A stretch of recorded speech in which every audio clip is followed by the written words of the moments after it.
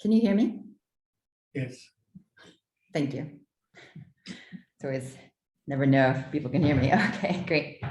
Thanks for the introduction. Hello, I'm Meredith Drum, and I'm an assistant professor of creative technologies at Virginia Tech in the US.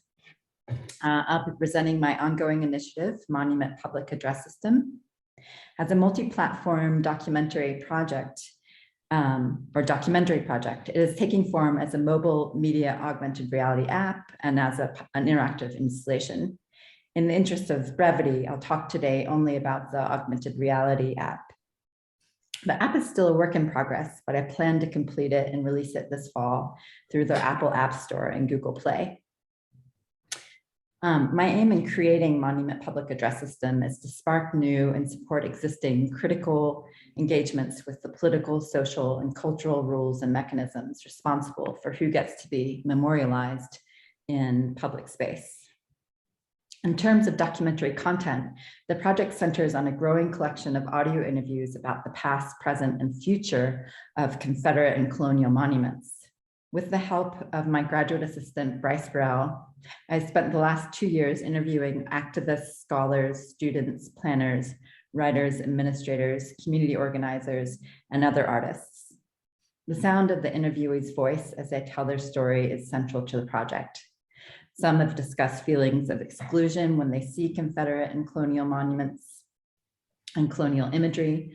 Others have evaluated the symbolic violence of the monuments in relation to ongoing racist systems, and others have described potential public art that can replace the removed monuments. So these are some of the many people that I've interviewed. In terms of a participant's experience of the AR app, when they open it on their mobile device, they will find an animated 3D virtual sculpture superimposed on the world around. The sculpture depicts a column with a statue of Confederate General Robert E. Lee at the top. Figures in spheres orbit the Lee statue like planets. Holding their mobile device, the user can walk towards and around the sculpture. If the user taps one of the orbiting spheres, a garden surrounds them, and short sections of the audio interviews are triggered in play. And if they click, if they're done with the sphere, if they click the X above them, the sphere will close and they can select another sphere containing other objects and interview clips, as you can see in this animated demonstration. While the piece is intended to be opened at the site of existing and removed Confederate and colonial monuments, it is not limited by GPS or location markers. While I like the idea of GPS or marker-specific content, and I've worked this way in the past, I feel that it's better for the work to be easily accessible, and thus I have opted to make it possible to open anywhere. Here you can see it in Barcelona with the Columbus statue, and the earlier imagery in the winter was from a monument in Salem, Virginia, where there's a monument to a Confederate soldier. So why did I choose the augmented reality platform for this particular documentary content?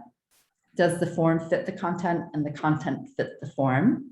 That is a question I'm still trying to answer and something I've been grappling with for years. In my practice, I employ mobile AR to disrupt normative use of mobile devices. A mobile phone or tablet is an excellent escape from one's surroundings when waiting for something, a bus, train, plane, haircut, dentist appointment, a date, or a friend.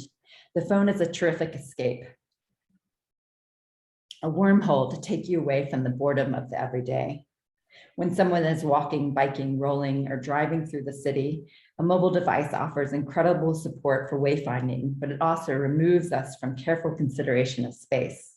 With music, podcasts, texts, games, phone calls, one is rarely ever fully present in place when one is engaging with typical mobile media. To counter this, I have co-created mobile AR apps to interrupt this escape, to turn the object of distraction into an object for observation and study of the place and situations surrounding the user, to refocus the user on the cityscapes, the people, animals, plants, machines, the public art and public structures, and the interactions between all of the above.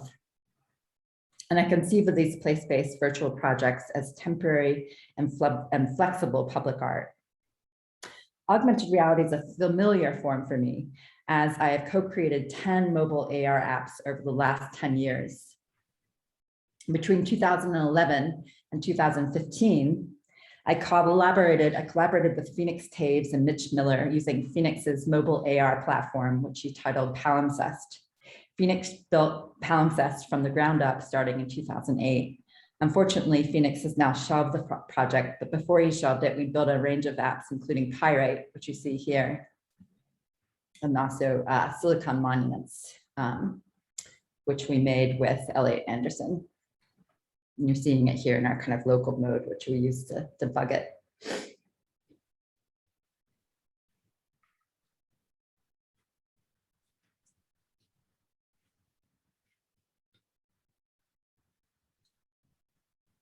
And between 2012 and 2016, I co-created a larger AR project titled Oyster City AR. Oyster City was co-created with Rachel Stevens, and I again used Phoenix's Palimpsest platform. As Oyster City shares a number of formal and conceptual approaches with Monument AR, I will give you a brief overview. The piece is GPS specific. So as opposed to the Monument project, it is GPS specific. It's a play button, only works when the user is at a particular location, Governor's Island, which is a park in New York Harbor. When the user opens the app on Governor's Island, they will find AR around them as virtual 3D sculptures and 2D graphic overlays. The app content focuses on the history, present, and future of oysters and oyster reefs in New York Harbor in relation to human use, overuse, pollution, and environmental remediation. But back to Monument Public Address System. Why have I selected this particular topic? Too many reasons to explain here, but quickly. I grew up in the Southeast with parents involved in civil rights movement and other social justice projects. I have remained involved in social justice on my own, but there are times such as the summer of 2020 when I experienced the frustration that so many others also feel, the frustrating sense that very little progress has been made, if any, in terms of racial justice since the mid-20th century. And as I watched crowds pull down monuments that summer and municipalities remove them in subsequent seasons, I was compelled to look carefully at the cultural and political power that these monuments hold. As Ana Lucia Aruj, historian and professor at Howard University, writes, all monuments emerge and disappear because of political battles that take place in the public arena. Likewise, public memory is always political. I'll close with a brief excerpt of one of the interviews. This one was with Hosea Goldson, an artist and educator and lawyer based in Chattanooga, Tennessee. I interviewed him in 2020.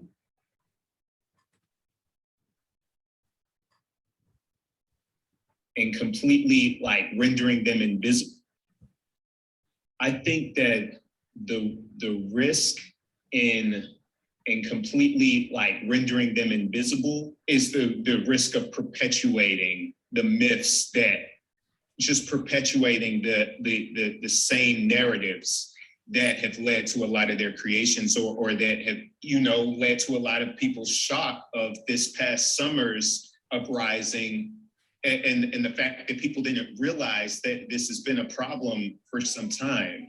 And I think the idea of putting them into a context, into a proper context, whether that means moving them from these public spaces of domination to museums or entities where a full story can be told, or adjusting the public spaces that they're in and creating a new context and presenting opportunities for dialogue and engagement with them, or in some cases, maybe not destruction, but deconstruction of them physically and intellectually and historically, you know, without trying to do the erasing.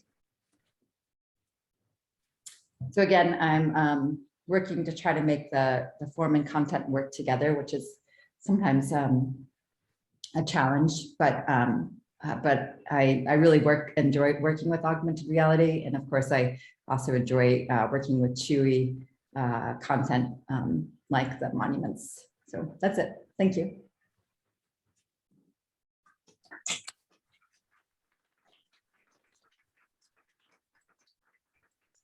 Hey, thank you, Meredith. Yeah, really interesting work. So you're mainly doing things with augmented reality, is that right? Are you exploring any kind of mixed reality devices like HoloLens or anything like that? Yeah, I have done some virtual reality. Is that what you mean? Mixed reality, so things like HoloLens. Oh, yeah. Yeah. I mean, a lot of my students do. Absolutely. And I've also made an installation version of this, which doesn't use the HoloLens, but does have some interactive qualities. Yeah, I mean, specifically, I've been interested in mobile AR because I'm interested in this idea of it being something that you can access anywhere and that you don't have to have a headset to use. Yeah, I think that accessibility thing is quite important, really, isn't it? Any other questions? There's one on the chat. Yeah.